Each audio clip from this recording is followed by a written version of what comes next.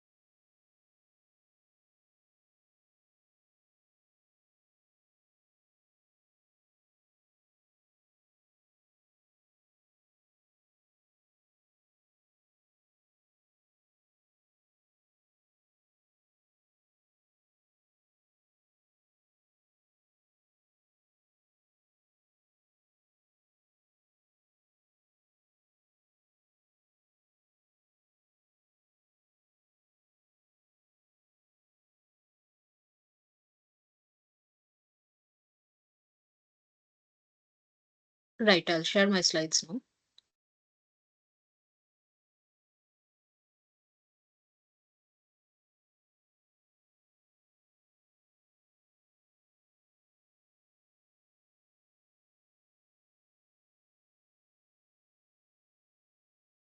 So this is the fifth live session of this structural biology course. I'll start by discussing the lectures of week 5 and we'll end by looking at some practice problems. So just to recap, something we have seen in lecture 3 is that why can't we visualize the molecules directly with X-ray? Why do we first need to obtain a crystal? The thing is that a single molecule is a very weak scatterer of X-ray. Most of the X-rays will just pass through the molecule and not be detected.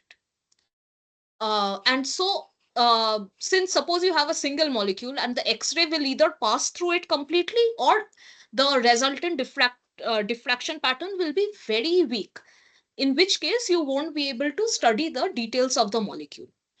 The solution to this is obtaining a crystal. Because a crystal can be made up of a 10 to the power 14 or even more molecules, and the diffracted ray from this large number of molecules actually reinforce each other. So from a single molecule, the pattern may be very weak. But when the diffraction pattern from all these molecules constructively interact with each other, the resultant diffracted ray is strong enough to be detected. That is why before performing a diffraction experiment, from the single molecule, we need to get a crystal. And depending on the crystal size, as the crystal size increases, the number of molecules in the crystal also increases, and correspondingly, you will get a stronger and stronger diffraction pattern. Darwin had given a formula, which he had given an approximation basically, that a 100 millimeter cube crystal will contain 10 to the power 12 unit cells. So that was just around approximation that he had given. And because of the large number of molecules in the unit cell, in the crystal, sorry, the resultant diffracted X-ray pattern is strong enough. That is why we can visualize crystals using X-ray, but not the single molecule. Now, when you get a diffraction pattern, you will get a pattern like this, multiple dots in circular fashion. So this is like an image plate. So during photography, you expose the photographic film to the light and the image develops. Similarly, here, when the diffracted ray hits this image plate, dots are formed wherever you have constructive interference. And the data is read in a circular manner. So suppose you start from here, it goes around in a circle reading the data. And then after the data is read, the image is erased with a fluorescent light. So you can again reuse the image plate. Now, one thing is that the detector that is reading this diffraction pattern is a square detector, but the pattern is circular. So some points may be missed because you are detecting using a square detector, but that can be adjusted using the instrument so that you get the best possible resolution. Now, each of these dots has a certain intensity, and you can observe the intensity using a crystal diffraction software. So the pattern is uploaded into the software, and if you zoom into each dot, it will give you the intensity of that dot. And from the intensity, we will look later in this lecture, we can find out the electron density. Sometimes there are some errors. So you can see there are some red dots here. These red dots are where the range of the image plate is exceeded. Like suppose you have a extremely dense spot. The image plate cannot, for such high intensity spots, the image plate cannot detect it accurately. And so instead of a value like this, it will give some error which shows up like this. And in that case, what will happen is that if you look at the peak, it will appear like this. It will appear cut off from the top. So this is a bad pattern because the curve is flattened. So the curve is actually, you can imagine the curve as being very high. In such a high curve, the detector cannot detect the whole curve and it cuts off somewhere here. In that case, it is a bad pattern because the intensity cannot be accurately determined. In all other spots shown in yellow here, you will get proper peaks where you can see the maxima clearly and the intensity can be clearly determined using this software. You can see each dot has a certain intensity value given here. And using those intensity values, we can reconstruct the structure of the crystal. Now, another thing the program does is that once all the diffraction spots are read and the intensity values are calculated, it can predict that which is the best out of the 14 Bravais lattices that fits to the observed diffraction pattern. To quickly go through this, we had seen in the previous class that there are 14 Bravais lattices. It can be simple cubic where you have a point on each index of a cube. It can be body-centered cubic where in addition to the simple cubic, you have a point in the center of the cube. Or face-centered cubic where in addition to the simple cubic, you have a point in the center of each of the 6 faces. Or it can be tetragonal where so in cubic, all the sides were equal. In tetragonal, the sides are now not equal. And as you slowly go from tetragonal to orthorhombic to rhombohedral and so on, the symmetry slowly decreases. Slowly, none of the sides are equal. And as you come to triclinic, all the 3 sides are unequal and all the 3 angles are also unequal. So you have the 14 Bravais lattices and the software can predict that the diffraction pattern you have obtained, which Bravais lattice does it fit the best. So there is something called a tensor index, which is highlighted in this red column here, which gives the deviation of the observed diffraction pattern from each of the 14 Bravais lattices. So you can see this column shows the 14 Bravais lattices, and this column shows the deviation of the diffraction pattern from each of the 14 Bravais lattices. So where the deviation is 0, that means it matches perfectly with this Bravais lattice. So our crystal must be a primitive triclinic lattice crystal. You can see for all the others, there is some amount of deviation. That means the observed diffraction pattern is not perfectly matching with that Bravais lattice.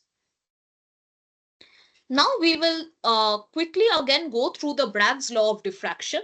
Again, this is something we had seen in the previous class, but we'll revise it because this class is also focusing on the mathematics of the X-ray diffraction. So suppose you have ray 1, which strikes the upper layer of the lattice and gets diffracted, and ray 2, which strikes the second layer of the lattice and gets diffracted. Now, these two red lines, AC and AD, are normals that are drawn from the first ray to the second ray. So the ray 2 is traveling a longer distance compared to ray 1 because it is entering the lattice. And what is this extra distance traveled by ray 2? So if we call this point as point B, then CB plus BD. This is the extra distance that ray 2 is traveling compared to ray 1. So the path difference between ray 1 and ray 2 is CB plus BD, which is this red segment plus this red segment. And we know since this angle is theta, CB and BD are both equal to D sine theta, where D is the distance between the two lattice layers. So instead of CB plus BD, we can write 2D sine theta. Now, one thing to remember is that when there are two waves which are in the same phase, that is, both are going up at the same point, both are coming down at the same point, then there is constructive interference. That is, the amplitude of the resultant wave is the sum of amplitude of the two interacting waves, and the resultant amplitude is greater. But if you have two waves in the opposite phase, where one is going up and the other is coming down, then they will cancel each other out and the resultant wave will be completely zero. And this is called destructive interference. Now, in order for the two waves, so in diffracted beam, in order for ray 1 and ray 2 to be in the same phase, the path difference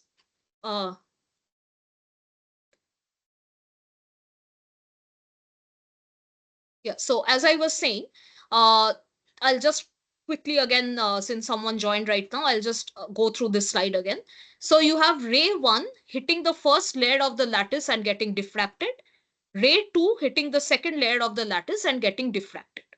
So ray 2 is traveling a longer distance than ray 1 because it is penetrating into the lattice.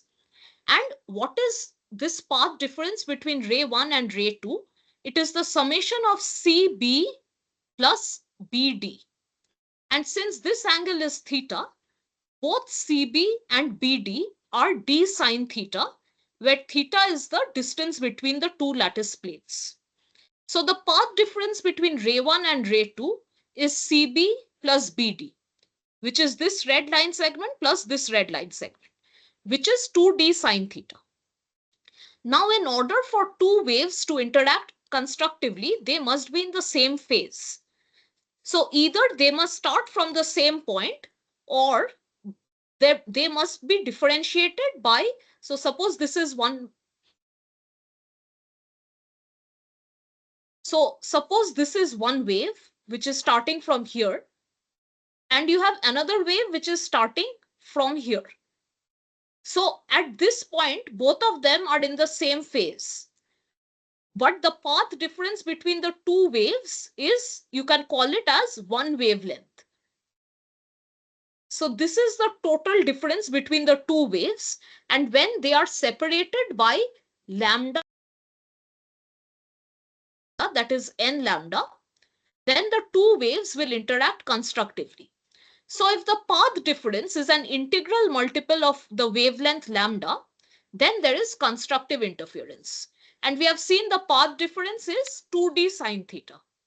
So 2d sine theta must be equal to n lambda for constructive interference. And that is what is called the Bragg's law of diffraction. Now, some of the points in the Bragg's law is that the incident ray, the normal shown by this dotted line, and the diffracted ray must be in the same plane. And the angle between the diffracted beam and the transmitted beam is 2 theta. Another thing is that since sine theta cannot be more than 1, n lambda, the maximum value of sine theta is 1. So the maximum value of n lambda is 2d. In all other angles, sine theta is less than 1. So in most cases, n lambda is less than 2d. Or rather, if we move n to the other side, lambda is, so if we consider n as 1, lambda is less than 2d. That is why so basically what that means is the wavelength of the X-ray we are choosing must be less than twice the spacing between the lattice planes, that is d. And that is why visible light can't be used, because we know that the d spacing is very small. So for the lambda to be less than twice the d spacing, the lambda must also be very small, which is where the X-rays come in. So this is another interpretation of the Bragg's law. In the previous case, we had seen ray 1 reflecting from the upper layer of the lattice and ray 2 reflecting from the lower layer of the lattice. We can also have both rays reflecting from the same layer of the lattice. So two rays are shown here, which are both reflecting from this common layer of the lattice and getting diffracted. There will be constructive interference of these two waves if the distances AC and DB are equal. So let's look at the distances AC. So first, this normal is drawn here. This normal is drawn here. Up to this normal, both rays have the same distance. So up to this normal, both rays have the same distance. And again, from this normal, both rays have the same distance. So in order for the path length to be equal, in both cases, AC must be equal to BD. So AC and BD should be equal. Only then these two rays will be in constructive interference. So that is the condition required for if two rays are being diffracted from the same plane. And then you can see that if the distances are equal, so if AC and BD are equal, these two triangles, one is this triangle ADB, another is ACB. These two triangles become congruent. So both these angles must also be equal. We had briefly gone into congruent triangles in the previous class.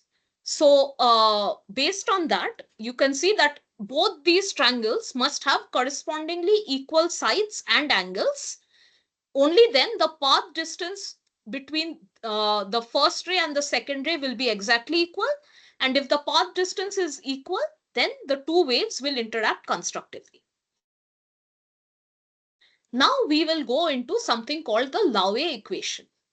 So suppose you have the initial crystal lattice where A, B, C are the primitive vectors. So this is the unit cell. You can see A is along x-axis, B is along y-axis, C is along z-axis. So any atom can be represented using the A, B, and C vectors. So suppose we are looking at an atom X, which is represented by PA plus QB plus RC, where P is the intercept along x-axis, Q is the intercept along y-axis, and R is the intercept along the z-axis. So, P is the intercept, So, any atom can be represented in terms of the primitive vectors of the unit cell.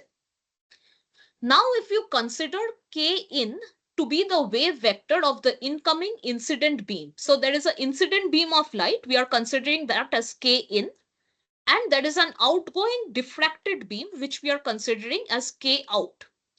Then the difference vector between the incident and diffracted beam, called delta K, is K out minus K in. This is also called the scattering vector, and it measures the change occurring between the incident and diffracted beam. Now, there are certain conditions called the Laue equation conditions, which must be fulfilled by this scattering vector. These are the three conditions. When a dot product is taken between the difference vector, so delta K is the difference vector, that is the difference between the diffracted beam and the incident beam.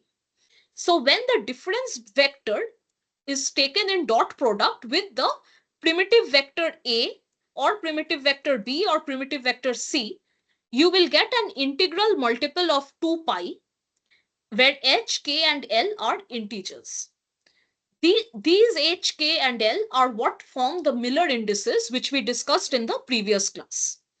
So the basic definition of this scattering of this difference vector delta k is that when you take a dot product of delta k with any of the three primitive vectors, that is the vectors of the unit cell, you will get an integral multiple of 2 pi. So once this condition is fulfilled, you will be able to define the difference vector, which is also called the scattering vector. So as the values of h, k, and l changes, you will have a different set of delta k. Again, with different h, k, l, the delta k will change. So there can be infinitely many delta k depending on what are the values of h, k, and l. So all these values of delta k will form a new lattice, which is called the reciprocal of the crystal lattice. So you have a real lattice, real crystal lattice shown here, where suppose the lattice parameter is A, that is the difference between two lattice points is A. Now from the real lattice, you can consider reconstruct something called the reciprocal lattice. This reciprocal lattice is made up of all the different values of delta k, where delta k is the scattering vector, that is the difference between k out and k in, that is the diffracted beam and the incident beam. And delta k can have multiple values depending on the values of h, k, and l. And all the values of delta k together form something called a reciprocal lattice. So using the crystal structure, you will get a diffraction pattern. And from the diffraction pattern, you can get the reciprocal lattice, where the relation between reciprocal lattice and the real lattice, we saw that if you multiply the uh, primitive vector of the unit cell of the real lattice, that is A, and the primitive vector of the unit cell of the reciprocal lattice, that is delta K, you will get a multiple of 2 pi. So if this is A, and in reciprocal lattice, the lattice parameter is 2 pi by A. If you multiply them, you can see you are getting 2 pi. So from the crystal lattice, which is what exists in the real space, you can get, so the crystal structure has a crystal lattice, which is the real space and which has a certain unit cell.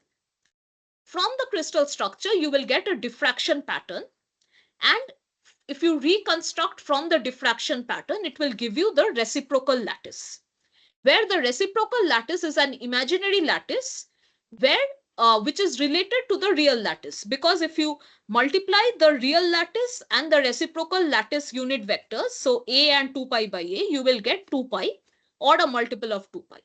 So reciprocal lattice is basically an imaginary lattice which is related to the real lattice. So the reciprocal lattice will give you an idea about the real crystal structure. So here, what you are doing is that you are taking a point X in the real lattice, which can be represented as, X is represented as PA plus QB plus RC, where A, B, and C, we have seen in the previous slide, are the primitive vectors of the unit cell in the real lattice. So any point in the real lattice X can be represented by PA plus QB plus RC. If you multiply this with G, where G is a point in the reciprocal lattice. Now, in the reciprocal lattice, if we consider the unit vectors to be capital A, capital B, and capital C, then we have seen that in the reciprocal lattice, the integers that define the lattice vectors are H, K, and L. So any point in the reciprocal lattice can be represented by H into A plus K into B plus L into C. So this represents a point in the reciprocal lattice. I'll call that as RC. And this represents a point in the real lattice. I will call that as RE.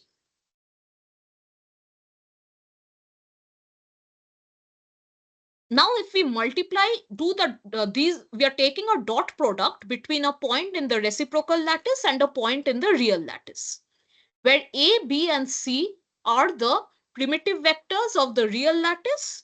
Capital A, capital B, capital C are the primitive vectors of the reciprocal lattice. So if you take a dot product between these two, we already know that capital A into small a, that is the real lattice into the rest. So we know capital A into small a will give you 2 pi.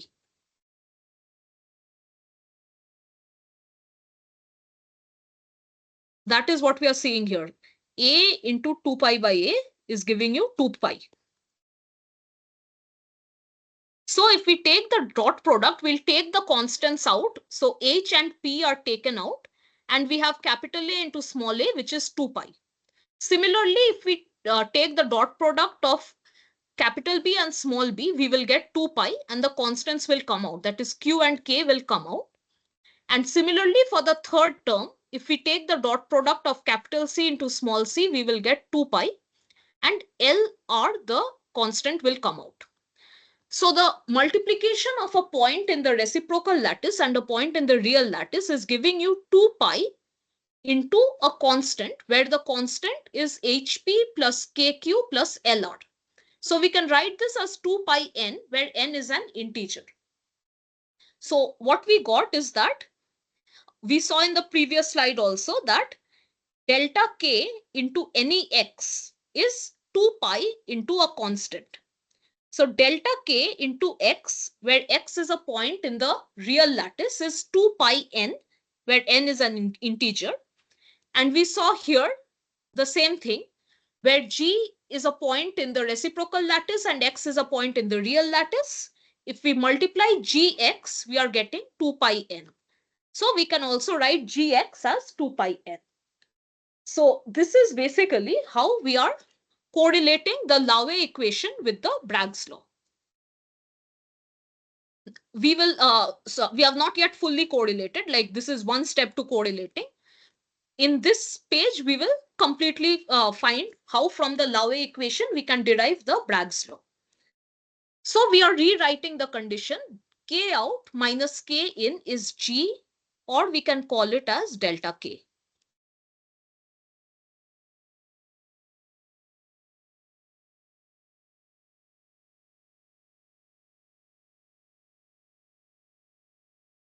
Now we can take the square absolute value and squared on both sides. So first we bring k in to one side, it becomes k out minus g.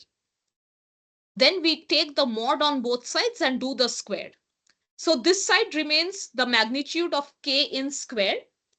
Right hand side becomes k out squared plus g squared minus 2 into k out into g.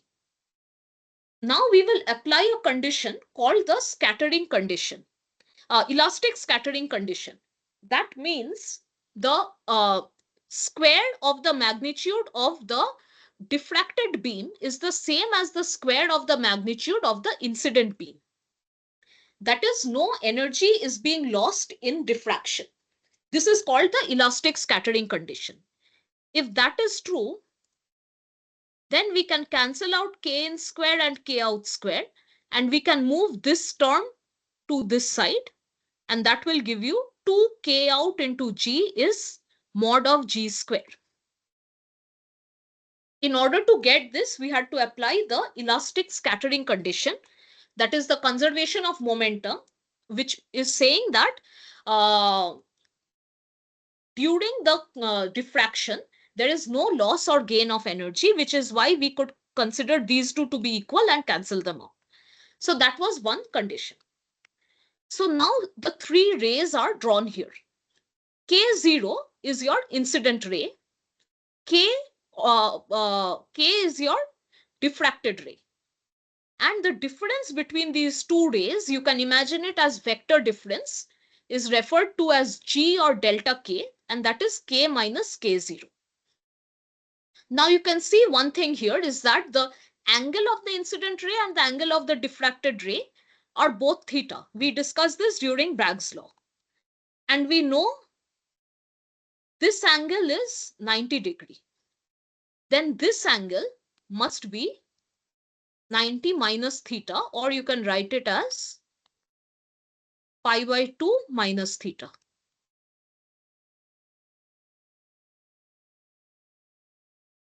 So the angle between k out and g, so this is your k out, this is your g. The angle between these two vectors, angle between this and this is this angle, which is the same as this angle, which we found to be pi by 2 minus theta. That is what is written, pi by 2 minus theta.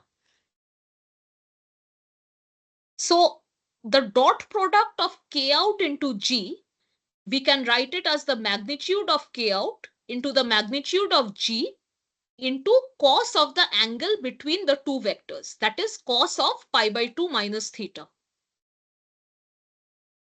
And we know that cos of pi by 2 minus theta is sine theta. So k out into g, the vector dot product, becomes the magnitude of k out into the magnitude of g into sine theta.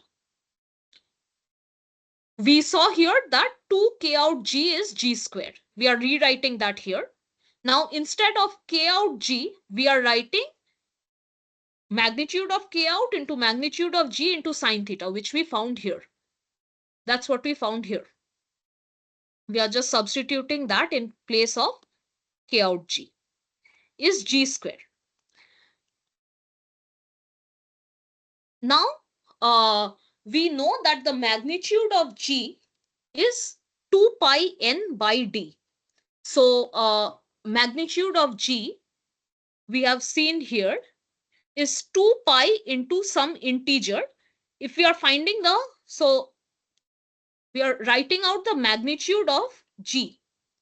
G is delta K. We can see magnitude of delta K here. Delta K, the magnitude is 2 pi, I will write n for any integer, divided by d. D can be any of the lattice constant a, b or c. So delta k is 2 pi n by d. So we can write delta k and g are equal. We can write g as 2 pi n by d. So on the right hand side, we are replacing g by 2 pi n by d whole square. G squared is 2 pi n by d whole square. And K out, that is the diffracted beam, the magnitude of that is 2 pi by lambda. So here instead of K out, we are replacing 2 pi by lambda. So once we replace all this, we get the Bragg's law, which is 2d sine theta is n lambda. We had initially derived this as Bragg's law, 2d sine theta is n lambda. And here we are starting with the Laue condition and we are getting the Bragg's law back again. So all these laws are actually correlated.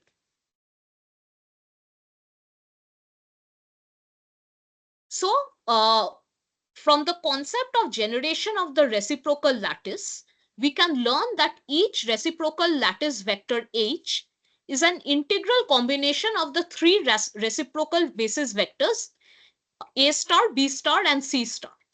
So any point on the reciprocal lattice can be represented as HA star plus KB star plus LC star, where H, K, L are the Miller indices and A star, B star, C star are the primitive vectors of the reciprocal lattice.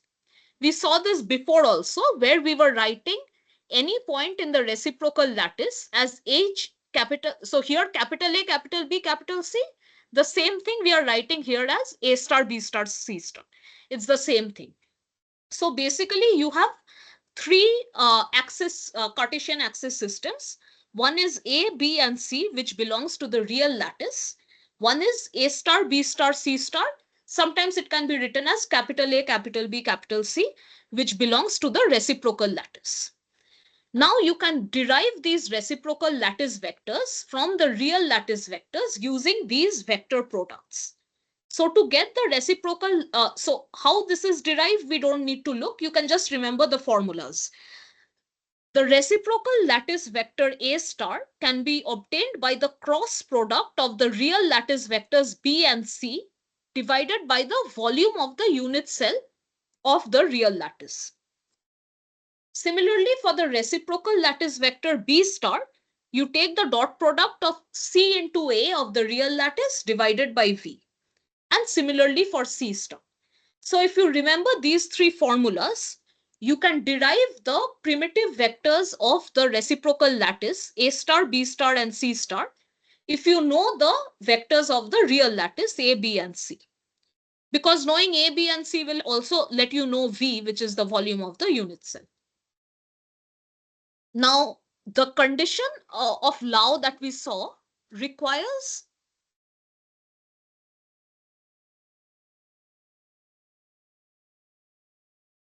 Now, the Lau condition that we saw requires that the three vectors, the incident vector S0, which we called K0 before, the diffracted vector S, which we called K before, and the difference vector, which we have called as delta K or sometimes G, here we are calling it as H, they must be in the same plane.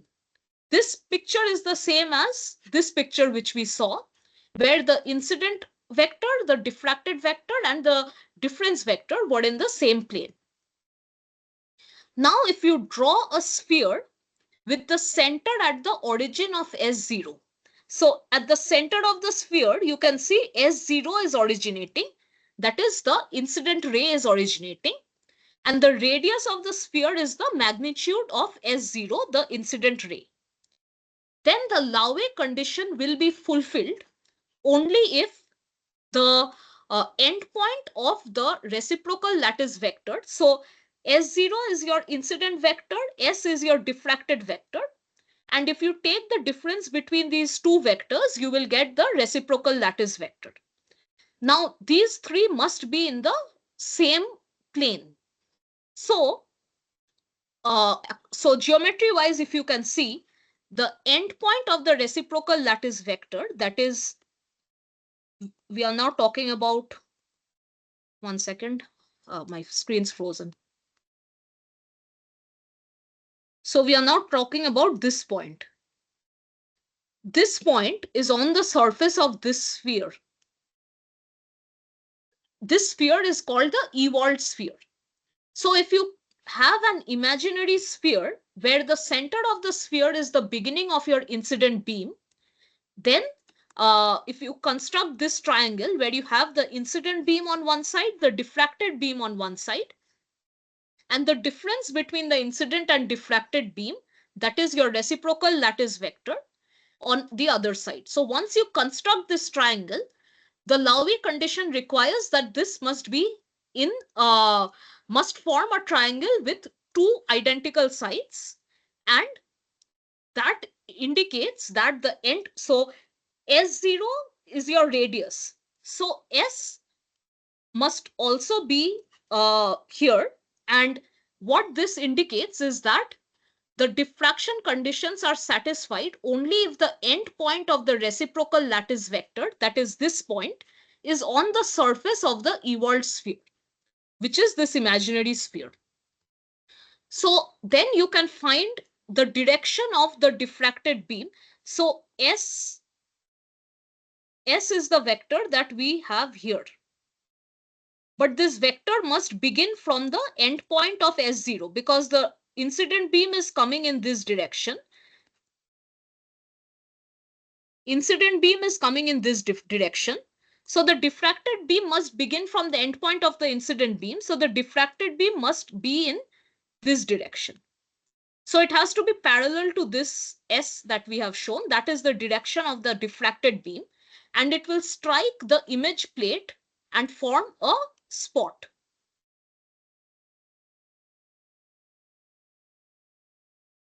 So that is your Ewald condition of diffraction, where your reciprocal lattice vector H is giving rise to a diffracted beam, which comes as a dot here.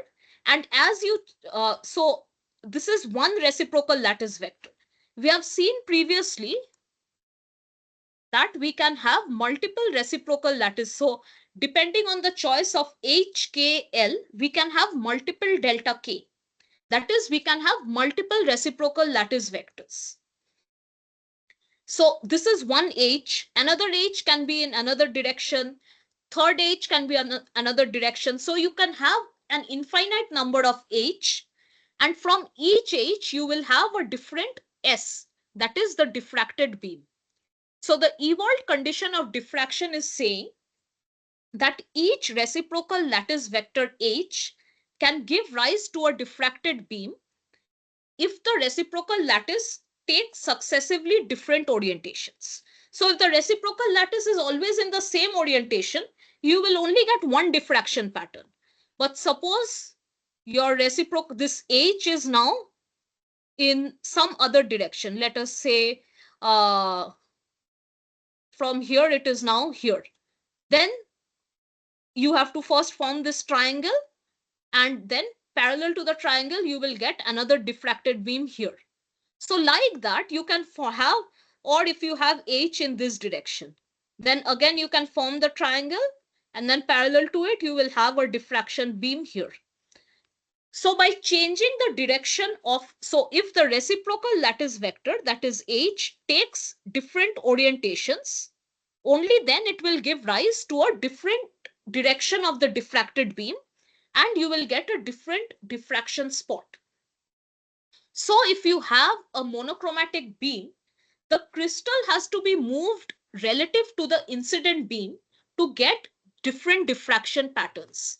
So in the diffraction peak, you have so many dots. how are you getting multiple dots if you have a single monochromatic beam? Basically, if you remember in the previous class, we had studied that the crystal has to be mounted on the goniometer. After that, I'll just discard these. So after the crystal is mounted on the goniometer, the crystal has to be moved in different directions so that you can get different diffraction spots. So suppose in one particular orientation, this is your direction of H, that is the direction of the reciprocal lattice vector. So then your diffracted beam, your diffracted beam is in this direction, and it will give you a diffraction spot here. Now, if you move the crystal to some other orientation and your reciprocal lattice comes here, then you have to basically complete this triangle, and then parallel to this diffracted beam, you have to have a beam which falls on the image plate and gives you another diffraction spot here. So like that, as you change the orientation of the crystal, you will get different diffracted beams and it will generate different diffraction peaks.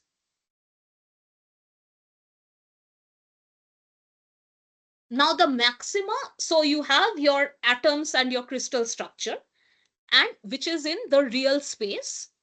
And after diffraction, you get the diffraction spots, which are the reciprocal lattice vectors in the reciprocal space. Now, there is something which we will define now called the electron density function, defined by rho as a function of xyz, which will show the location of the atoms. So depending on the different electron density, each atom has a characteristic electron density. So depending on the electron density, you can predict that what is the position of each atom and hence what is the crystal structure. So we will define this electron density function, which will help predict the real crystal structure as 1 by V and then summation of FHKL, where FHKL is defined as the structure factor, which represents the diffracted waves. So wherever you have a dot, the intensity of that dot is basically the square of FHKL. So this, what you have to do is you have to take each dot, find the intensity using the X-ray crystallography software, and take the square root of that intensity to find FHKL. Now, you have the amplitude here. So that corresponds to the amplitude of the wave. We know amplitude is this distance. Sorry, like from the middle of the wave to the top or the middle of the wave to the bottom. That is your amplitude. The other term which makes up this electron density function is the phase term. So basically, if you have two waves, the difference between these two waves, the horizontal difference, is called as your phase. So you can, so if you have two waves which are exactly starting and ending, starting at the same point, then the phase is 0. If you have one wave here and one wave here, so from the starting point of this wave to the starting point of this wave, this distance is your phase difference. This term is defining your phase difference. The phase is the angle. So if you consider this in vector nomenclature, then the amplitude is the magnitude of the vector, and the phase is the angle that the vector forms with the horizontal axis. So I will repeat it once more. We are defining a term called the electron density function. In that term, you have 1 by V, where V is the volume of the unit cell. And you have, so each dot is from one diffracted wave. So you have multiple different diffracted waves on this image plate. Each of these waves has a certain amplitude defined by FHKL and a certain phase difference defined by the horizontal shift between the waves. So the amplitude and the phase both derive from this diffraction pattern. Once it is multiplied and summed over all the possible points and then divided by 1 by V. That gives you the electron density function. And another way of looking at it is, so this FHKL is called the structure factor.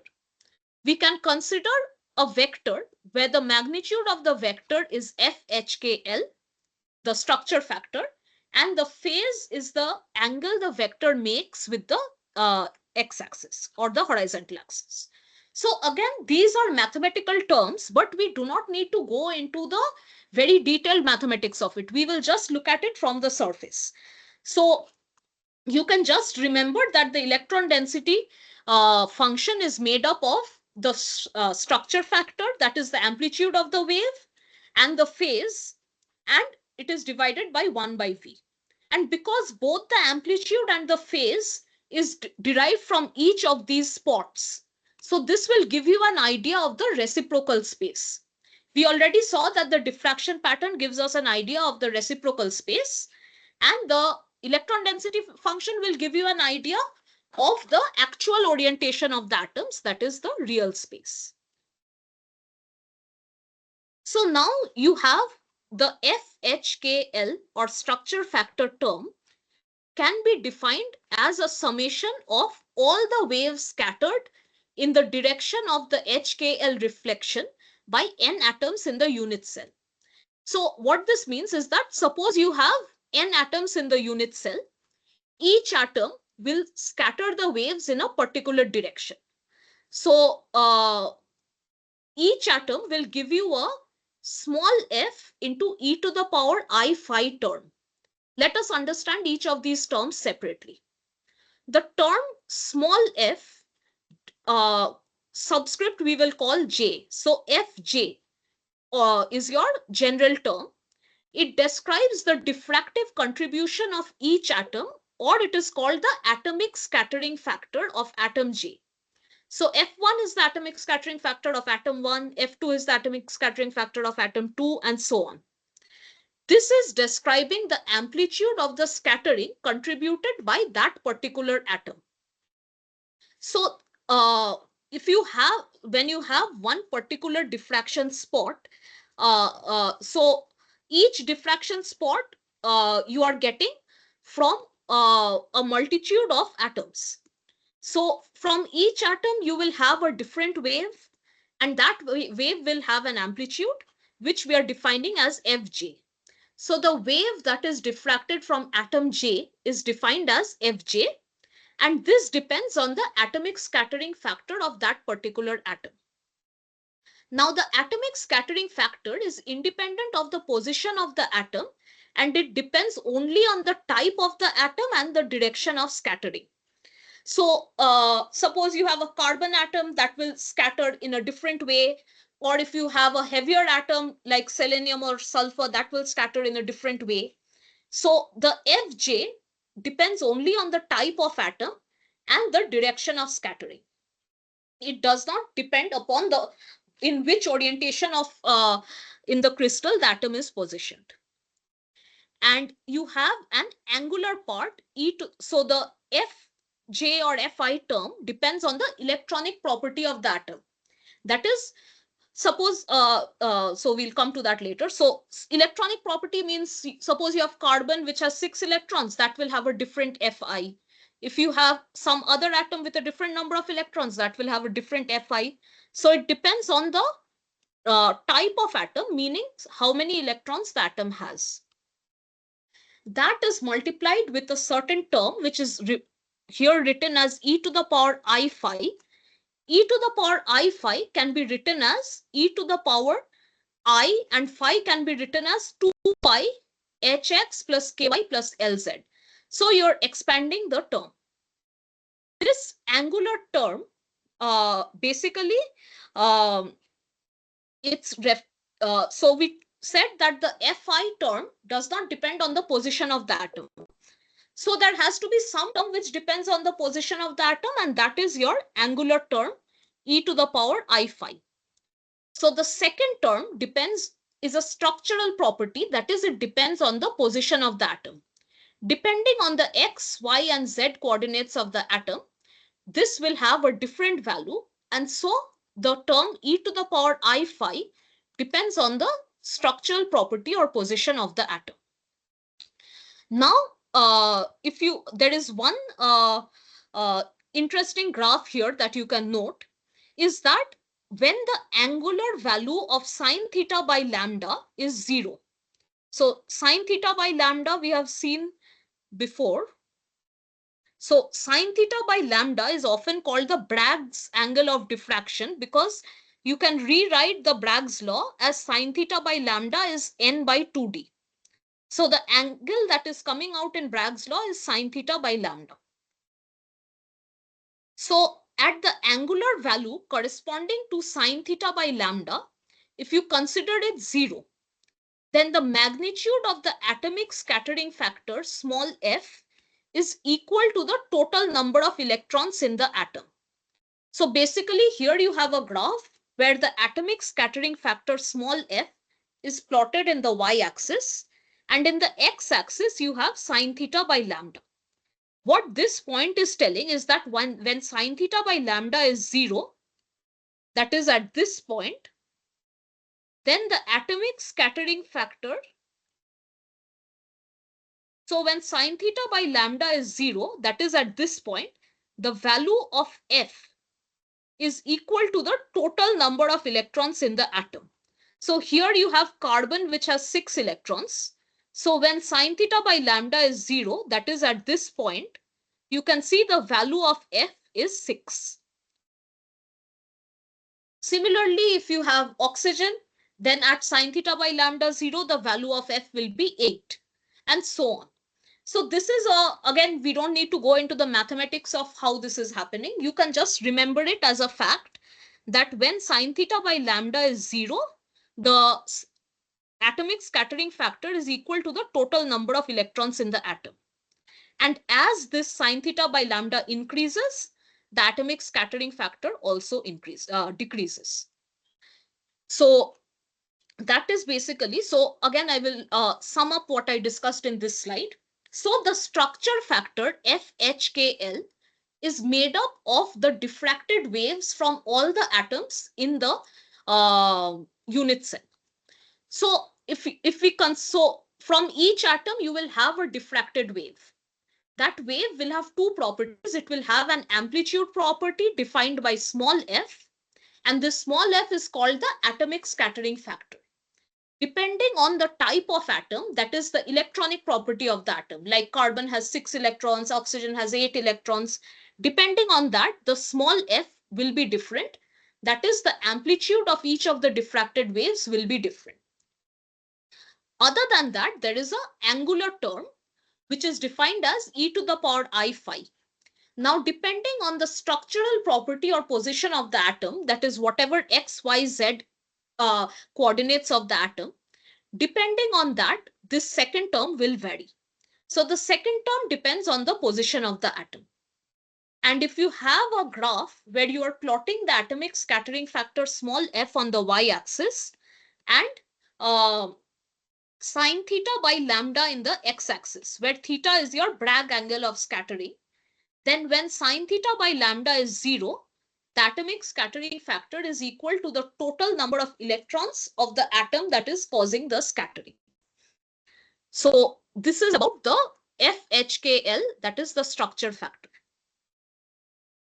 Now suppose you have a lattice and you have a certain type of, so you have say 2 types of atoms. You have red atoms and you have blue atoms.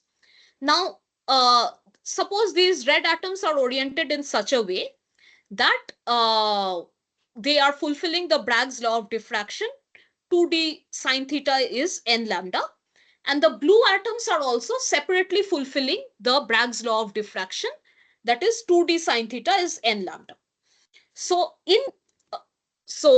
within the blue atoms, there is constructive interference. You can see that this ray shown here is diffracted from a blue atom and the wave is shown here. The next wave is diffracted from another blue atom and it is shown here.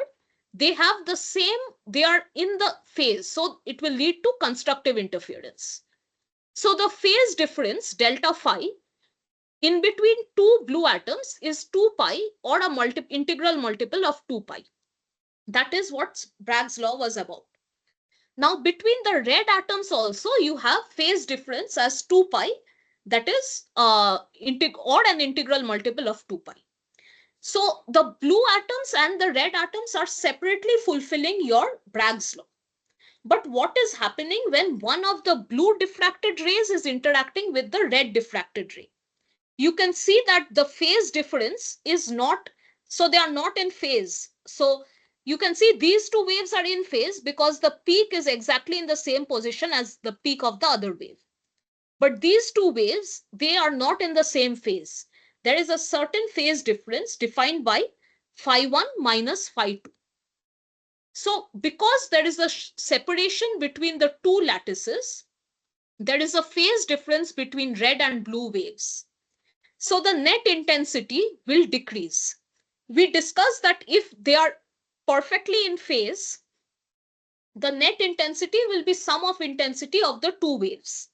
But because here the phase is shifting a little bit, the net intensity, the total diffracted intensity, will be less than the sum of the two individual intensities. So, and we can find out that what is this phase difference. We can define it in a certain way. We again don't have to go into the mathematics of it, but you can just remember that the phase difference delta phi can be defined as 2 pi, and you are multiplying h into x by a. So x, you can see here, the x, y, z are your the, you can see for the red lattice, your points are x, y, z. X, y, z is your initial primitive lattice vectors. And if you take h is, so there are two constants here, h, a, k, b, and l, c. So the phase difference can be between the red and blue waves can be defined as 2 pi into hx by a plus ky by b plus lz by c. Again, we don't need to go into the mathematics of it. You can just remember this final formula. Just remember this formula, that the phase difference, it is often the phase difference is written as phi, not delta phi, is 2 pi into hx plus ky plus lz, where h, k, and l are constants, x, y, and z are the primitive vectors of the lattice cell, and you have a 2 pi. So the phase difference between the red lattice is 2 pi or an integral multiple of 2 pi. The phase difference between the blue lattice is also 2 pi or an integral multiple of 2 pi. But the phase difference between the two lattices, the red and blue, has a certain value which depends on the x, y, z coordinates. It is not an integral multiple of 2 pi. So this phase difference will cause the intensity of the resultant wave caused by interaction between the red and blue to decrease. It is so if it was perfectly interacting, perfectly in phase, the intensity would simply be a sum of the red and blue intensity. Because that is not the case, the net intensity of the resultant wave is decreasing. So now we are defining.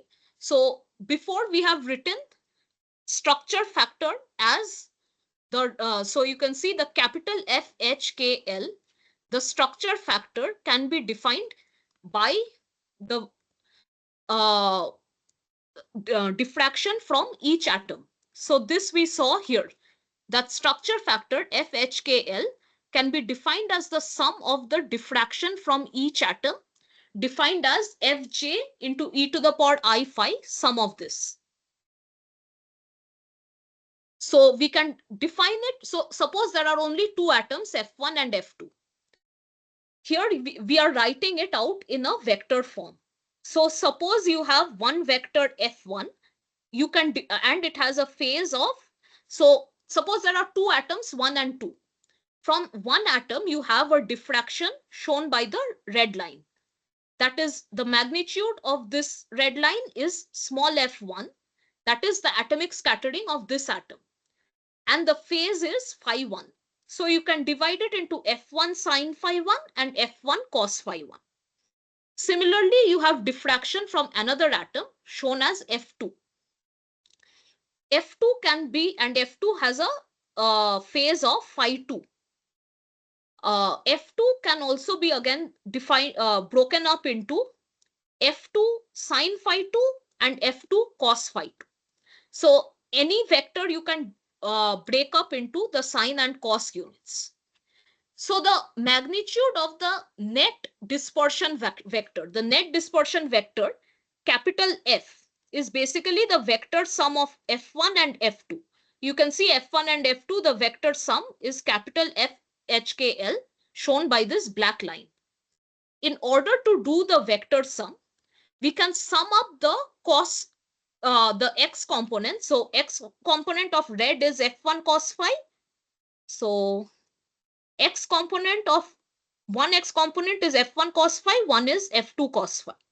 So if we add up the x components, F1 cos phi plus F2 cos phi whole square, and then we add up the y components, F1 sin phi, F2 sin phi. We are adding up the y components and taking whole square. So we are basically doing a square plus b square. That will give you the magnitude of the resultant f square. So if you take the square root, you will get f HKL. And if we want to calculate phi, the resultant phase is this. So the resultant phase will be the angle of the resultant vector from the horizontal axis. And we know we can find the resultant in any vector addition. We can find the resultant vector by doing tan inverse of the y component and the x component. So again, the y component is this one, which is F2 sine phi 2 plus F1 sine phi 1. That is in the numerator, and the tan is perpendicular by base. So the base will be the x component, that is F1 cos phi 1 plus F2 cos phi 2. That is in your base. So tan inverse of perpendicular by base will give you this angle phi, which is the phase of the resultant vector, that is the capital F HKL, also known as the structure factor. So this is shown with only two vectors, F1 and F2. You can expand this into multiple vectors and the summation will increase accordingly. So you are still summing up the cos components and the sine components, but depending if there are j vectors, then you will sum it up j times and so on. So these are the two equations for the structure factor amplitude if you have a j number of atoms. So this was shown for two atoms. If you have j number of atoms, it is just expanded accordingly. So, and you can represent this in vector nomenclature. So your net resultant vector is FHKL. So suppose that is your red, this black arrow, FHKL. And the phase is phi. Phase is the angle from the horizontal axis phi. Then the horizontal component is F cos phi, vertical component is F sin phi. And we can consider that we know we can represent the, we can have an imaginary and a real axis. So we can break this up. We can, so the F cos component, if we consider it the real axis, you can see summation of the real axis plus, if we consider the y-axis as the imaginary axis, we can write plus I, which is the imaginary axis, into the sine component. In this type of representation, the real and imaginary parts correspond to the projection of the wave amplitude on the Cartesian axis, and the phase is the angle which the vector forms with the horizontal axis. So this entire equation, we can rewrite it So we know this kind of equation, cos x plus I sin x, where you have a real axis where the horizontal magnitude is cos x, and you have an imaginary vertical axis where the magnitude is sin x. So you are just rewriting the f vector as a summation of all the horizontal vectors, that is the cos components, so cos components, plus I into summation of all the vertical vectors, that is the sine components, which are here. And according to Euler's formula, cos x plus I sin x can be written as e to the power ix. So this formula can be written as FHKL is e to the power ix. So fj will come out as common because fj is common here as well as here. And then e to the power ix. The x will be this, 2 pi hx plus ky plus lz. So this is your x, 2 pi h, this is your x of the e to the power ix. So the formula will become, the fj will come out as common for both, and you are cos x plus I sin x, you are making as e to the power ix. And you will sum it up over all the atoms. So this is your net reduced formula.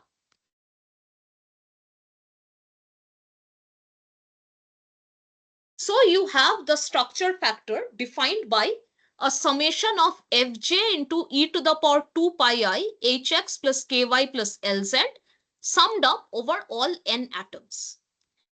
If you do an inverse Fourier transform of this, then you will get the electron density function, which we have already defined previously.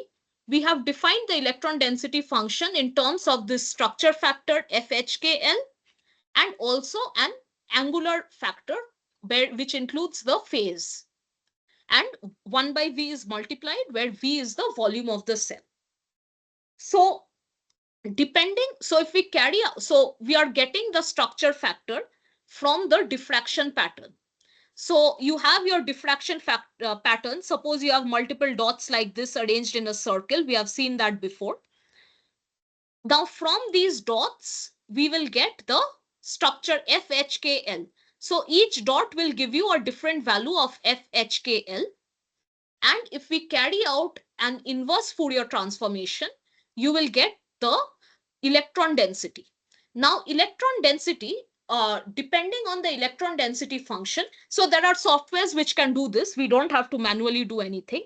So basically what is happening is that in the inverse Fourier, using the inverse Fourier transform, you are converting the structure factor information which we are obtaining from the diffraction pattern. We are converting that into the electron density function. And once we have the electron density function, we can predict the three-dimensional structure of the molecule. So there are softwares. So if you have an electron density distribution, there are softwares which will fit different structural groups and atoms into that electron density distribution, and it can predict which groups are occupying which regions in the crystal.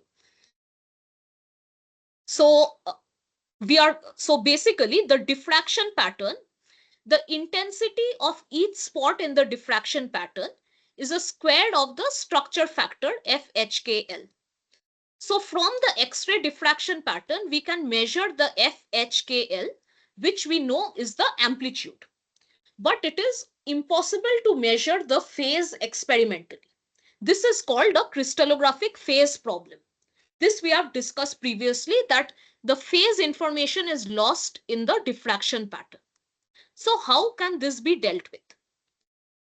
So again, what we are, so the we are again just reiterating the problem that the phase information is missing. So from the diffraction pattern, we are getting the intensity of the spot IHKL, and from that is proportional to the square of the structure factor FHKL.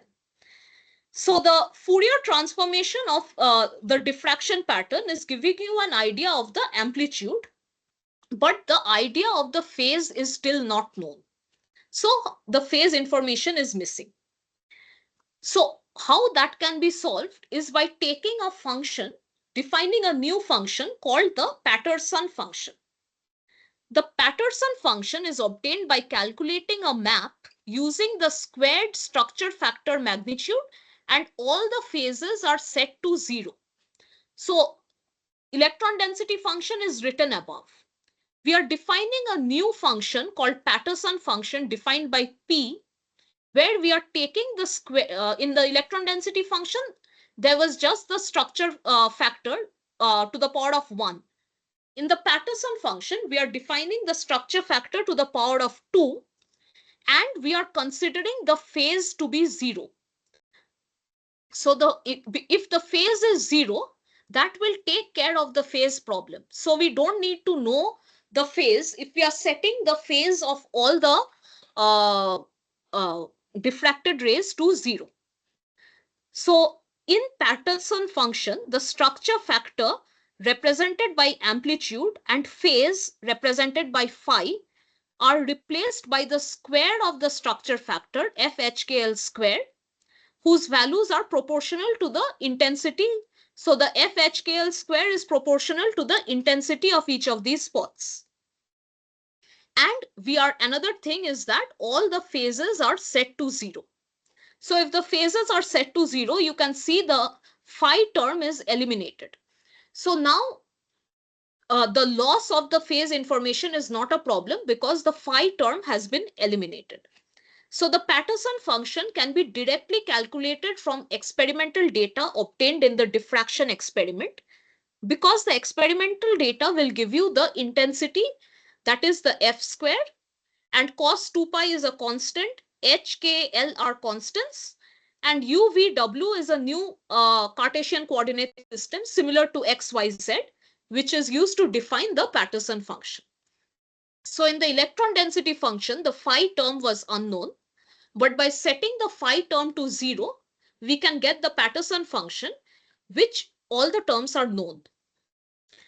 So the information provided by the maxima of the Patterson function corresponds to a map of the position vector between each pair of atoms. So what is this UVW that we are defining? Basically, suppose you have different atoms here, x1, y1, z1, x2, y2, z2, this can be x3, y3, z3, so on. Now we are defining a new Cartesian coordinate system, UVW, which makes up the Patterson function.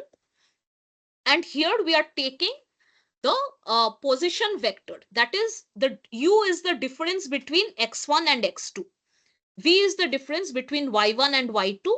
W is the difference between z1 and z2. So we are taking the difference of the x, y, and z coordinates to get the new coordinates UVW. So you can see in the Patterson function, the UVW represent the differences between the coordinates in each pair of atoms in the crystal. So the maxima of the Patterson function corresponds to a map of the position vectors. Position vectors means these difference vectors that are there. So in a Patterson function, it is always centrosymmetric. That means because it is part of a large crystal lattice, if you have a difference vector between these two atoms, you will have a similar difference vector with another atom on the opposite side. Similar for this blue vector. If you have a difference vector here, you will have a same difference vector on the opposite side. So in other words, if there is a vector from atom 1 to 2, there will be another identical but in the opposite direction from atom 2 to 1. That means the Patterson function is always centrosymmetric. So if we define a new coordinate system where the coordinates UVW is the difference in coordinates of the XYZ of the atoms, then we can get a function which we can define only as soon as we know the intensity of the diffraction spot, that is the FHKL square, we can find out the entire function. Unlike the electron density function where the value of phi was unknown, here we do not have any unknowns. So that is one way we can resolve the Patterson phase problem by using a Patterson function. Another way the phase problem can be resolved is by something called multiple isomorphous replacement, or MIR. Basically, you have an original crystal that you can see here, and you soak the crystal of the sample with a heavy atom solution, or you do a co-crystallization with the heavy atom. So some of the native atoms, so here you can see these purple atoms are manganese. Some of the manganese are replaced by a heavier atom, ruthenium. So if you put this crystal in a solution of ruthenium salt, or while this crystal is forming, you add ruthenium, there will be something called a isomorphic substitution, where the manganese is replaced by a heavier atom called ruthenium. So here you can see manganese 25 atomic number, ruthenium 44. So it is being replaced by some of the manganese. You can see 3 of the manganese, one here, and one here, are being replaced by the blue atoms that are ruthenium. The addition of this heavy atom is not affecting the crystal formation in any way or the shape of the crystal. So it is called isomorphic because the shape remains the same.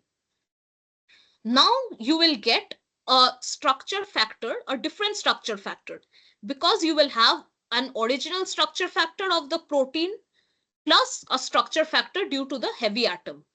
So you can call the resultant structure factor as FPH, defined as the summation of the native structure factor FP plus the structure factor of the heavy atom FH. So this is one way in which the phase problem can be resolved, and how that is being resolved I'll just show here. So where is one phase problem arising is that, so suppose you have you can see here you have FP and you have FH. So if you know it FP and you know FH, you can calculate FPH, that is the resultant structure factor. Once, so now if only one atom is replaced by a heavy atom, that is called single isomorphous replacement. That is also a problem because you have FP shown in black, FH shown in red. So you have the net shown as FPH, and you can see the phase is alpha P of the resultant, the net phase is alpha pH of the resultant structure factor. Now, why is that a problem? In this figure, it appears there is no problem.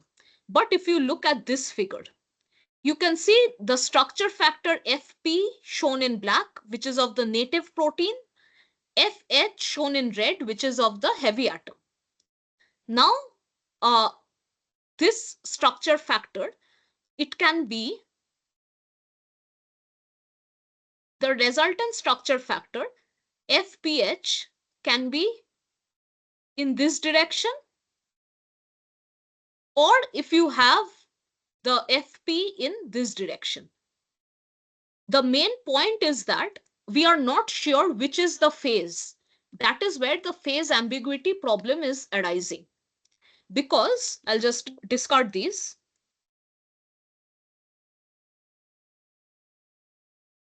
So if you have a single isomorphous replacement, then you can have a phase ambiguity problem because you can have multiple FP and you are not sure that which is the phase. So suppose you have two possible FPs here shown in black.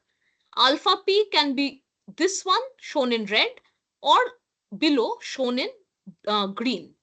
So this is solved by the multiple isomorphous replacement.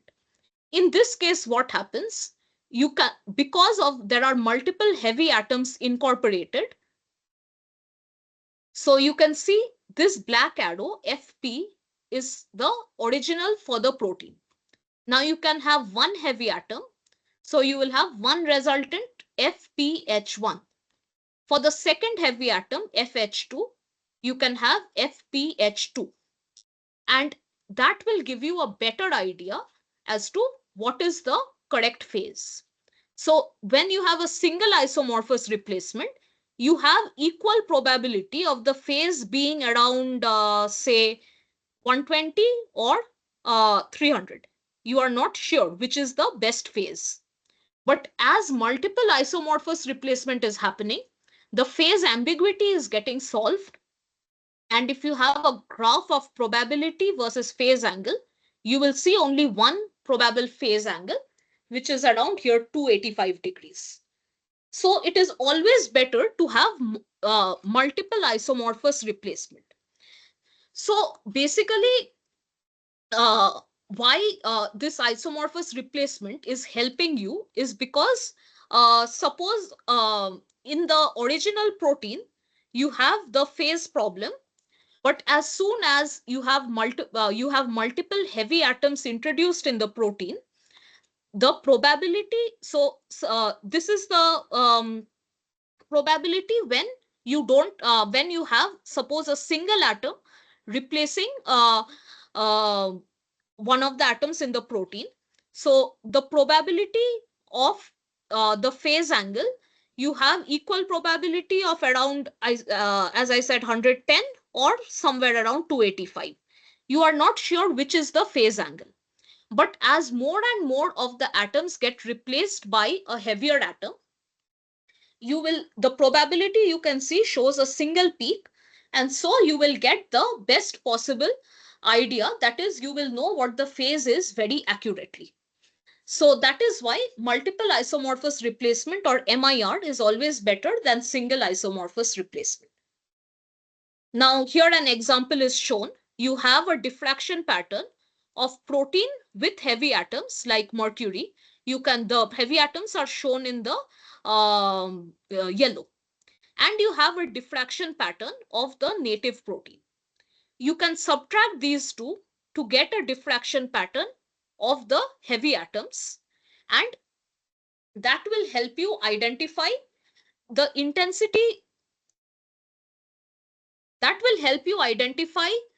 intensity changes in the reflection when there is substitution of heavy atom, and it will also help you. So suppose we are not able to figure out structure of this or structure of these individually. But if we take the difference and find out the diffraction pattern just due to the heavy atoms, we can get an idea about the structure of the crystals, because the heavy atom is replacing native atoms in the crystal. So if we have an idea about where the heavy atoms are positioned, it will help us figure out the structure of the crystal. So we can use these isomorphous differences to derive different phase information via isomorphous replacement. So initially we had no phase information at all, because the diffraction pattern was only giving you the amplitude information. But if you carry out isomorphous replacement, it will give you, if you carry out isomorphous replacement, you will get a different spectra, one with the heavy atom and one without the heavy atom. And this different spectra will give you an idea of the phase. Now, as you carry out more and more isomorphous replacement, that is multiple isomorphous replacement, it will help you derive more of the phase information. Now, there are certain anomalies that happen, like suppose the X-ray radiation you are supplying has a close frequency to the energy difference in the atom. So the X-ray gets absorbed and it leads to promotion of the electron to a higher energy level. So then you can have something called a anomalous dispersion, which will give you an incorrect idea. So the anomalous scattering refers to a change in the diffraction pattern that is unique from the rest of the atoms in the crystal due to a strong X-ray absorbance. What this means is that suppose the X-ray gets absorbed because somehow coincidentally the frequency of the X-ray is matching the energy difference. 1 second. Yeah. So suppose the frequency of the X-ray is matching the energy difference between the electronic levels, then instead of getting scattered or diffracted, the X-ray will be absorbed. And that will cause an anomaly in the diffraction pattern. Normally, the relatively light atoms like carbon, nitrogen, oxygen, they do not contribute to this anomalous scattering. So to observe anomalous scattering, there must be a heavy atom. Now, when there is a, one second, my screen seems to have frozen. 1 second. Now, when there is a heavy atom like selenium, you can have selenium, the electronic energy difference often matches the X-ray energy. So it will absorb or release energy, and that will lead to an anomalous scattering, which is called as anomalous dispersion. Now we'll briefly go into Friedel's law, which states that the intensity of HKL, so FHKL is the structure factor from the atom positioned at HKL Millard indices, and minus H minus K minus L, the structure factor from that is written as FHKL bar. They are equal in magnitude and phase. So you can see they are equal in magnitude and opposite phase. So phi and minus phi. This is what Friedel's law is saying. Now, if there is an anomalous scattering, then they are no longer equal.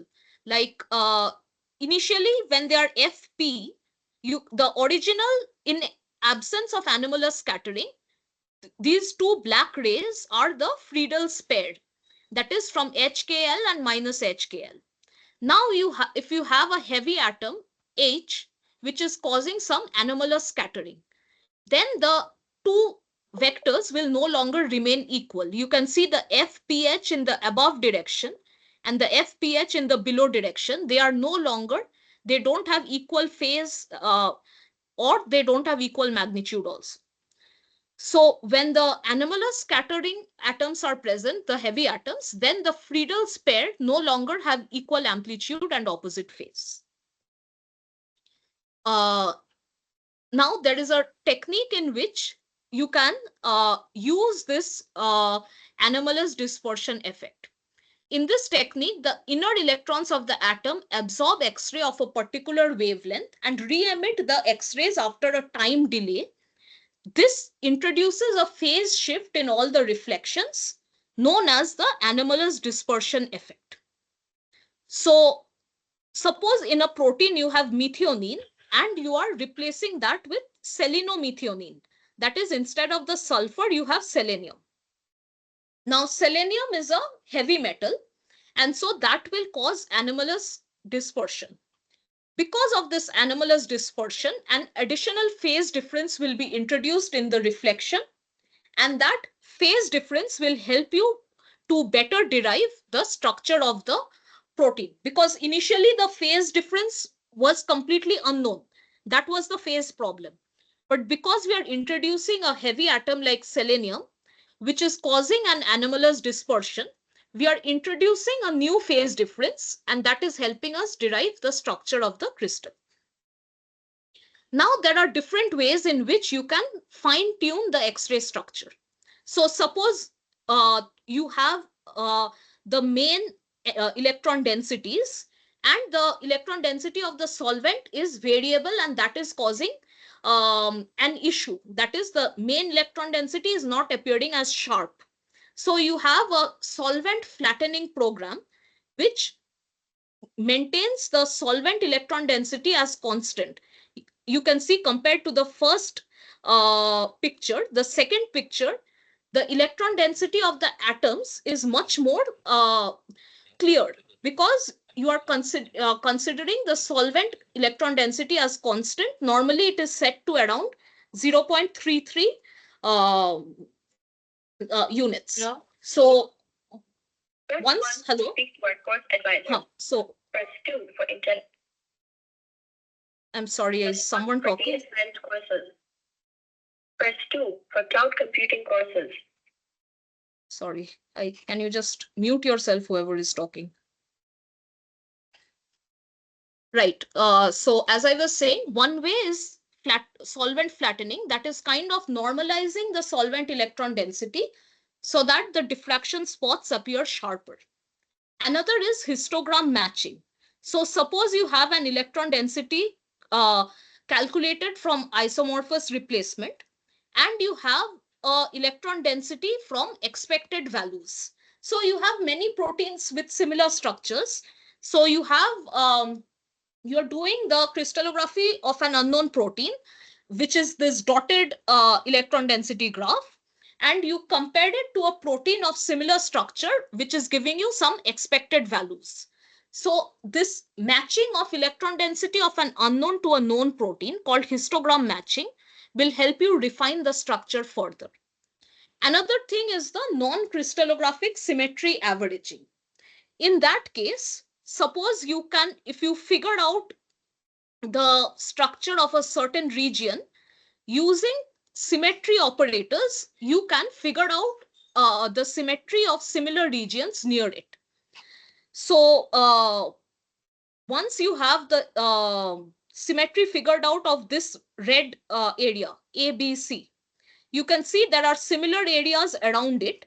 So this method imposes equivalence on electron density values when more than one copy of a molecule is present in the asymmetric unit.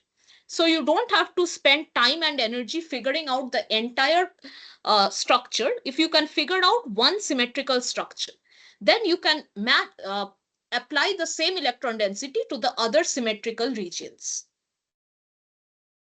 There is another thing called molecular replacement. This relies on the existence of a previously solved protein structure, which is similar to our unknown structure. So you have an unknown structure from which you are getting a diffraction data, and you have a previously known molecule, A, shown here. In this case, you use the known structure to derive the unknown structure. The first step is that you determine the relative orientation, that is rotation of the unknown structure in the same or different crystal. So you can see initially the red was oriented like this.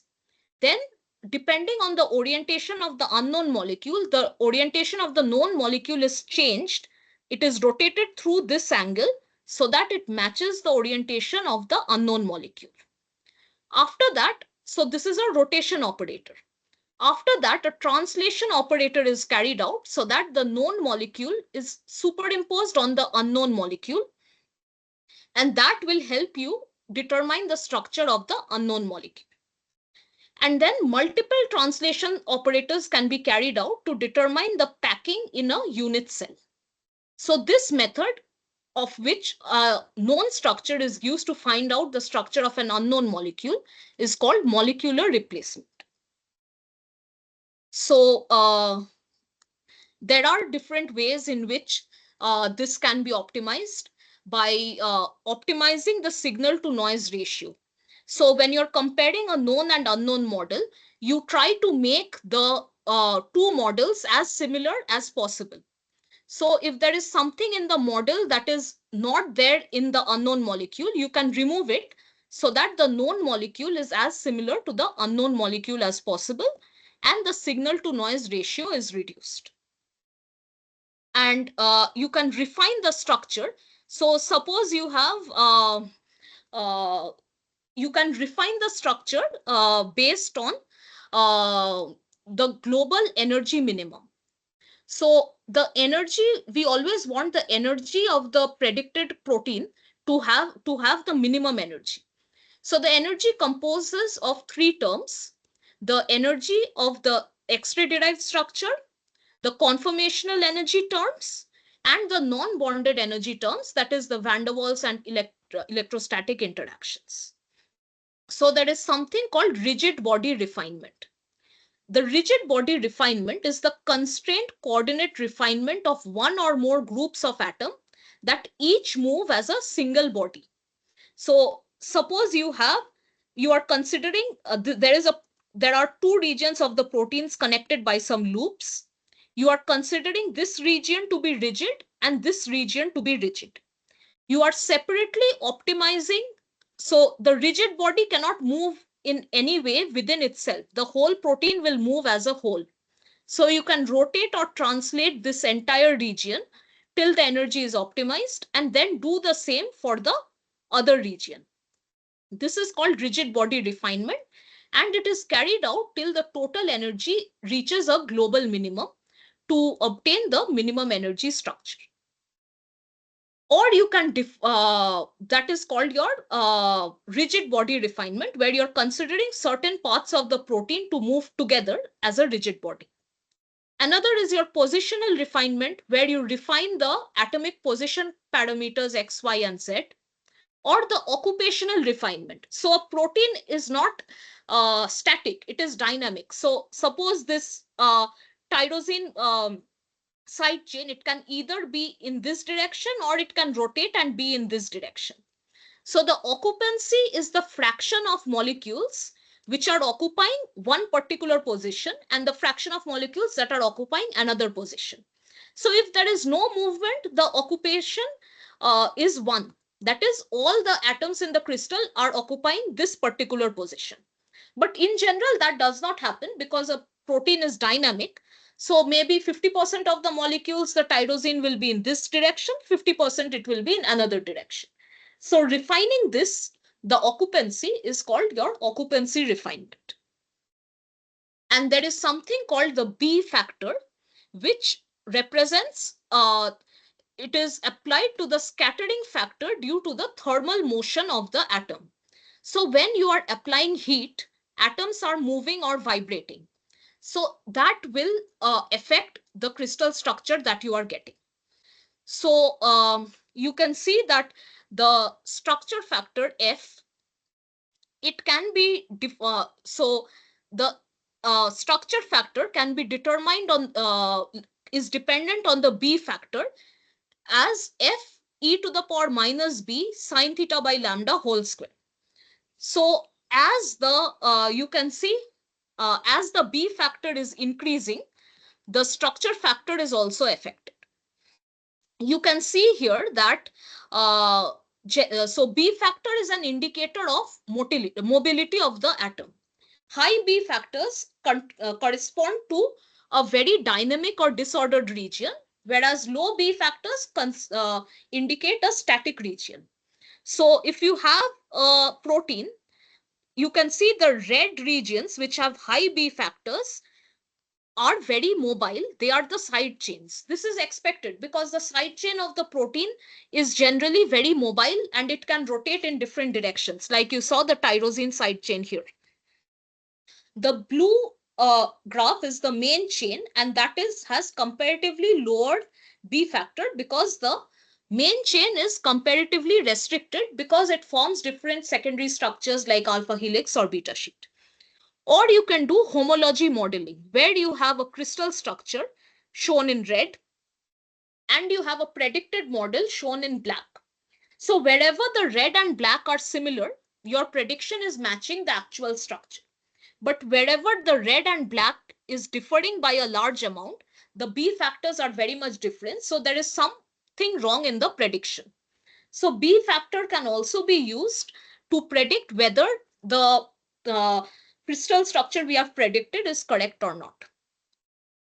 And there is another term called the R factor, which is the agreement between the crystallographic model and the X-ray diffraction data.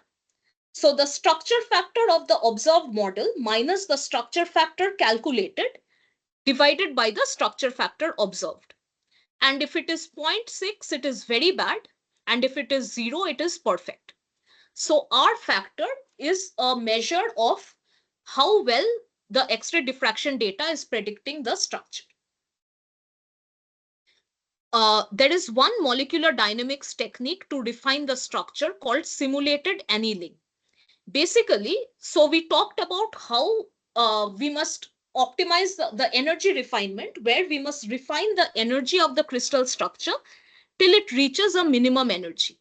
Sometimes what happens is the crystal structure can get stuck in a local minima. So it will think that this is the actual minima, but it needs to cross a certain energy barrier, and then it will find that there is another minima lower than this. which is the global minimum. So that is why this simulated annealing helps with that, to prevent the molecule from getting stuck in a local minima. Rather, it will go to a global minima. So basically, this equation, it is defining the probability of an increase in energy as by delta E as exp to the power minus delta E by kT. As the temperature of the system decreases, the probability of accepting worse moves. Worse moves means moving from global to local. As the temperature is decreasing, the probability of going from global to local is decreasing. But if you have high temperature, then your molecule can move from global, it will suddenly come to local by overcoming this energy barrier. So simulated annealing is a molecular dynamics process where the molecule has enough energy that it will go through the entire energy landscape, and it will find the global minima, which is always preferred over the local minima. So if we want to find the accurate structure of the crystal by energy refinement, we will always look for the global minima. And that is done by a molecular dynamics refinement technique called simulated annealing. And finally, when you obtain the crystal structure, it needs to be deposited in a database.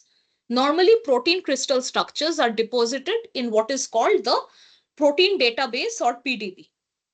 So first, the data is prepared. So whatever you have gotten from your experiment, the XYZ coordinates, the phase angles, everything is put together in a PDB file. Then it is validated. So the server has a designed service which will check your model and the experimental data and find whether it is correct or not.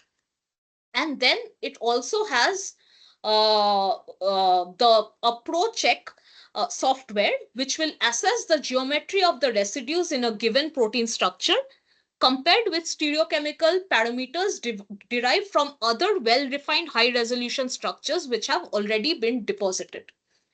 And it will also check the resolution. Normally, a resolution of less than equal to 2 angstrom is considered good, or an R factor of 20 to 23%, which is 0.2. You can see, which is good for protein. So if the R factor matches this and the resolution is also good, then the structure will be accepted and deposited in the protein data bank, which is accessible to researchers from all over the world. So that is how you obtain a crystal structure, get the X-ray diffraction data, and ultimately deposit it in the protein data bank so that researchers all over the world can access it. Now I'll go through some practice problems regarding all these that were discussed. You will see that the practice problems are not at all mathematical in nature. It is just based on the concepts. So don't worry too much if you don't understand the mathematics. You just have to understand the concepts on a surface level. So the first question is asking, the measure of agreement between the crystallographic model and the X-ray diffraction data can be defined as. So we already saw this is called the R factor, where it calculates the agreement between the crystallographic model, which is the observed model, and the experimental data, that is this data. So you can see the R factor of around 0.2 is good for proteins. But if it is a small organic molecule, it has to be around 0.05. So the answer is B, that is R factor. Then it is asking, the phase associated as a crystal can be defined as what? Now the phase is alpha HKL, which in what we discussed, it is also often called as phi. So rho is not the phase, it is the electron density function. FHKL is also not the phase, it is the amplitude, that is the structure factor. exp 2 pi I hx plus ky plus lz, this is also not the phase, because xyz are just the Cartesian coordinates and hkl are the Miller indices. So Miller indices HKL define the position, like the coordinates. The phase has to be an angle. So this is also not the phase. The phase is often defined as alpha or phi, that is the angular description. So you saw before, the phase is the angular part.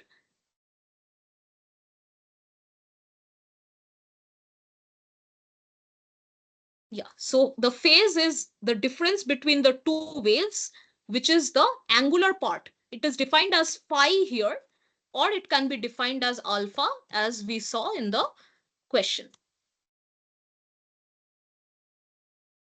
So the correct answer is D. Now the question is asking, which of the following parameters influence the atomic scattering factor? Here the correct answer is the angular value. If you remember, the atomic scattering factor F is connected with the sine theta by lambda. This graph we have studied. And when sine theta by lambda is 0, F is equal to the number of electrons in the atom, in this case 6 because it is carbon. So sine theta by lambda, A is correct. Lambda, technically it also depends on lambda because lambda is there in the sine theta by lambda part, but you cannot choose two options in these MCQs. So the more accurate option is A. And definitely distance between two planes D does not come anywhere here, and intensity also does not come here. So the correct answer is A, that is the angular value sine theta by lambda. The next question is asking, structure factor can be defined as which of the following? Now again, if you remember, structure factor is capital FHKL, that is the amplitude. Lambda is the wavelength, alpha is your phase, and small I or capital I generally defines the intensity, that is the structure factor squared. So the structure factor or the amplitude is capital FHKL. So the correct answer is D. The next question is asking, what is the correct equation of Bragg's law? So Bragg's law we have seen is n lambda is 2d sine theta, where n is the order of reflection. It can be any integer 1, 2, 3, 4, so on. Lambda is the wavelength. T is the distance between two lattice planes. And sine theta, theta is your angle of incidence or angle of diffraction.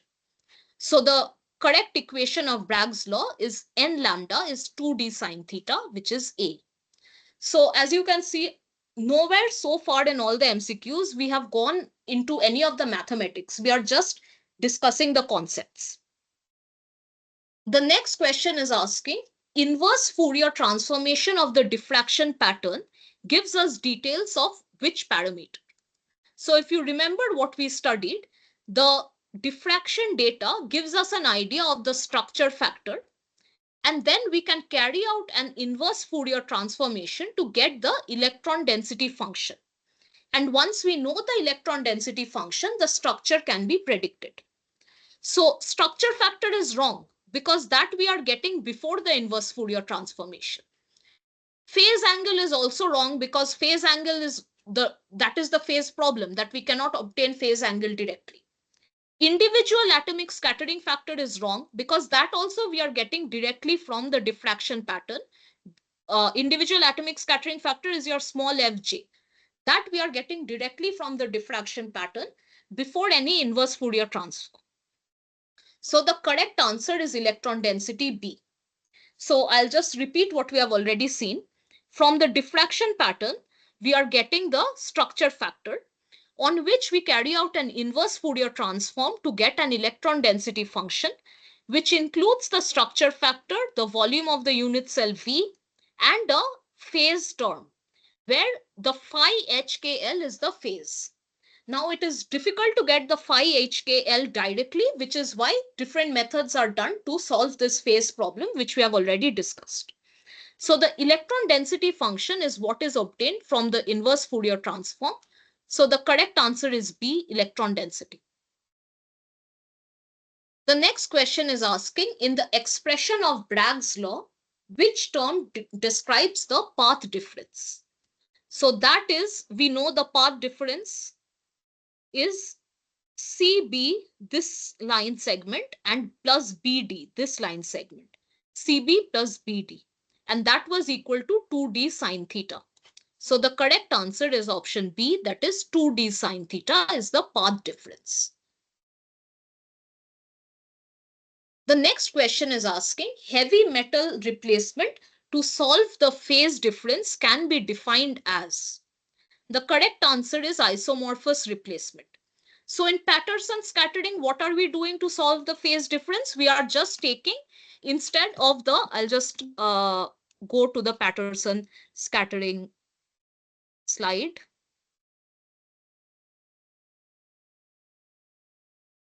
So in Patterson scattering, what we are doing to solve the phase problem is that instead of taking the x, y, z coordinates, we are taking the difference vector or position vector. That is u, that is difference in x coordinate, y is difference in y is v, difference in z is w.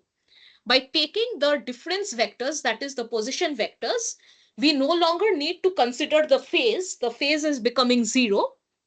And that is how we are solving the phase problem using Patterson function. Now, the other thing, direct method is, there is nothing called direct method as such. Isomorphous replacement is where we know we replace the atom with a heavier atom. And then, so we have a diffraction pattern of the protein having the heavy atom. We have a diffraction pattern of the original protein. We can take the difference of these diffraction patterns to get the diffraction pattern due to heavy atoms. And that will give us an idea of the phase difference and help us solve the phase problem. So the heavy metal replacement to solve phase difference can be defined as isomorphous replacement.